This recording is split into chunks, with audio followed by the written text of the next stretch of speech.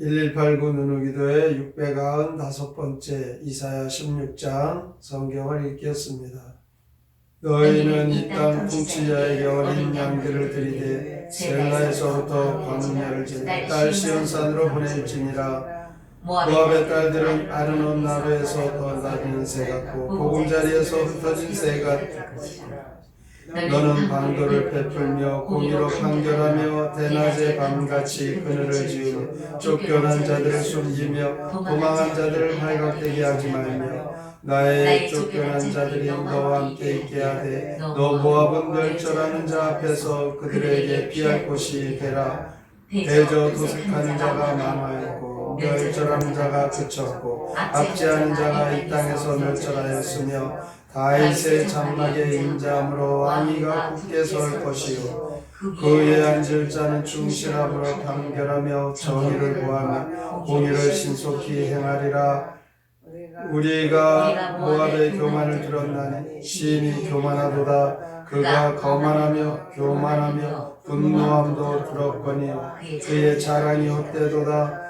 그러므로 모압이 모압을 위하여 통곡하되 다 통곡하며 기라레셋 검포도떡을 위하여 그들이 슬퍼하며 심히 근심하리니 이는 헤스본의 밭과 신마의 포도나무가 말랐음이라. 전에는 그 가지가 야셀에서 미쳐 광야에 이르고 그 싹이 자라서 바다를 건넜더니 이제 열국의 주권자들이 그 좋은 가지를 꺾었도다.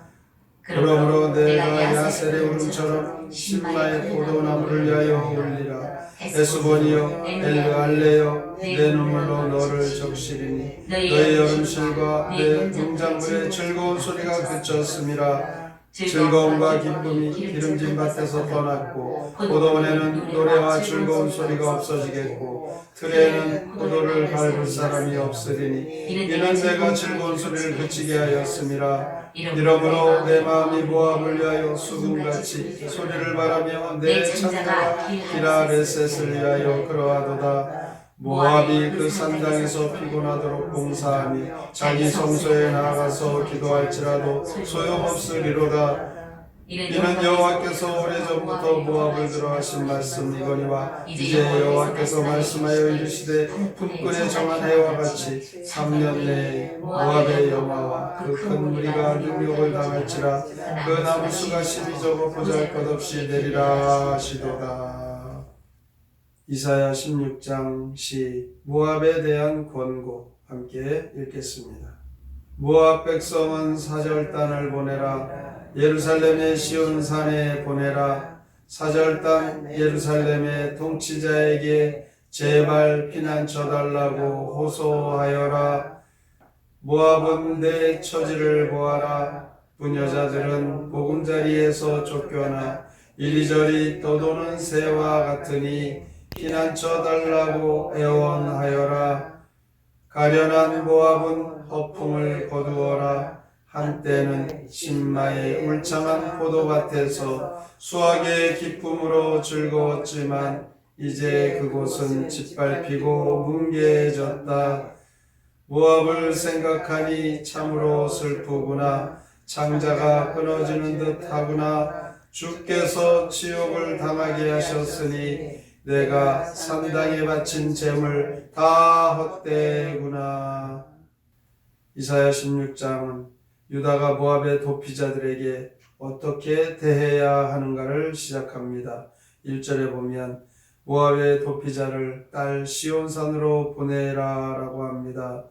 이것은 결국 유다가 모압의 도피자들을 보호해야 한다는 것을 의미합니다.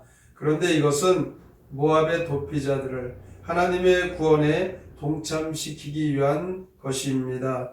유다에게 모압의 남은 자를 보호하라는 명령으로 시작하지만 3절에 가보면 상황이 바뀝니다. 지금 심판은 이방 민족에게만 국한되는 것이 아닙니다. 심판이란 하나님의 뜻대로 살지 못한 자들에게 내려지는 것이기 때문에 유다도 하나님의 뜻대로 살지 못할 때 심판을 면할 수가 없습니다. 유다가 심판을 받을 때 유다에서도 남은 자가 도피자가 발생합니다. 그때 유다의 도피자를 모압이 보호하라 라고 합니다. 유다의 피할 곳이 되어주라는 것입니다. 4절에 보면 토색하는 자, 멸절하는 자, 압제하는 자 다 사라지게 된다라고 말씀합니다. 5절 말씀에 보면 다윗의 장막에 인자함으로 왕위가 굳게 설 것이다 라고 합니다. 오직 굳게 서는 것은 다윗의 장막뿐입니다. 하나님께서 다윗의 장막에는 함께 하시기 때문입니다. 하나님께서 그곳에 만왕의 왕으로 계심으로 그곳에 피한 자들 오직 하나님만을 왕으로 섬겨야 합니다. 이와 같이 오늘날에도 우리 교회는 힘없는 자들, 쫓겨다니는 자들, 병든 자들, 연약한 자들 그들에게 피난처가 되어야 합니다. 그러기 위해서 교회에서는 세상의 권력이나 세상의 방법으로 사람들을 대해서는 안 됩니다. 힘없는 자들이 세상의 권력, 세상의 방법으로는 도리어 상처를 받기 때문입니다. 오늘 이 6절에 나오는 말씀 보면 선지자는 모압을 교만한 민족이다 이렇게 단정 짓고 있습니다. 교만은 하나님께서 미워하시는 죄악 중에 으뜸 가는 것입니다. 이 교만은 필경 멸망으로 직결되기 때문입니다. 이렇게 모압의 최후는 통곡의 눈물바다가 되어 8절에 보면 헤스본의 밭 신마의 포도나무처럼 모압이 황폐하게 되었다라고 말씀합니다. 본래 이 신마의 포도 그 맛이 달고 아주 맛있다고 유명합니다. 그런데 성경에서 오늘 이 포도나무의 우수성을 말하는 것이 아니죠. 그렇게 방대한 지역에서 번성하던 포도나무가 급작하게 황폐하게 된 원인을 말씀하는 것입니다. 9절 말씀을 보면 엘르알레라는 말이 있죠. 본래 포도짜는 포도밭 농부들이 이 포도즙을 밟을 때 내지르는 즐겁고 유쾌한 소리입니다. 그러나 그 비옥한 들판이 침략군의 장화에 짓밟히는 소리가 되어버립니다. 여기에서 이 선지자는 눈물로 애타하면서 이 신마의 포도나무가 황폐하게 된 것, 이것을 슬퍼하는 그 울음이 표현되고 있습니다. 그의 눈물은 쉼없이 흘러서 헤스본과 엘르알레를 적셨다라고 말씀합니다. 이렇게 무서운 하나님의 심판 앞에 포도원에는 즐거운 노래와 기쁨이 사라졌습니다. 11절을 보면 선지자의 마음과 그의 심장과 창자는 하나님의 심판을 생각할 때 격렬하게 찢어질 듯이 요동치고 있습니다. 어느 정도입니까? 재난의 순간에 이 모압 사람들은 그모스 신이 있는 산당에 나가 몸이 피곤하도록 봉사하며 기도한다 할지라도 아무 소용이 없다라고 말씀합니다. 자기 몸을 학대하며 드리는 이 이방 종교의 그 예배하는 모습을 말하는 것이죠. 그들이 성전에서 큰 소리로 부르짖어도 그 응답은 전혀 없습니다.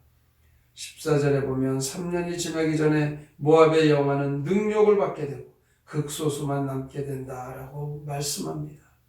이 모압의 운명, 그들이 교만하여서 하나님 앞에 징벌을 받게 됩니다. 오늘도 우리가 하나님 앞에서 교만하게 되면 이 모압과 같이 하나님의 그 징계를 받아 마땅한 것이죠. 그러므로 우리의 그 신앙과 우리의 교회, 우리의 또 삶의 모든 모습 겸손하게 하나님의 그 다스리심 속에 하나님께서 우리를 늘 하나님 은혜 가운데 인도하심을 기억하면서 오늘도 이렇게 모압에 대한 권고, 우리에게도 하나님의 권고하심이 있음을 깨달아 항상 겸손한 신앙의 성도들이 다 되시기를 주님의 이름으로 축원합니다. 아멘. 성경의 노래 이사야 16장 함께 부릅니다.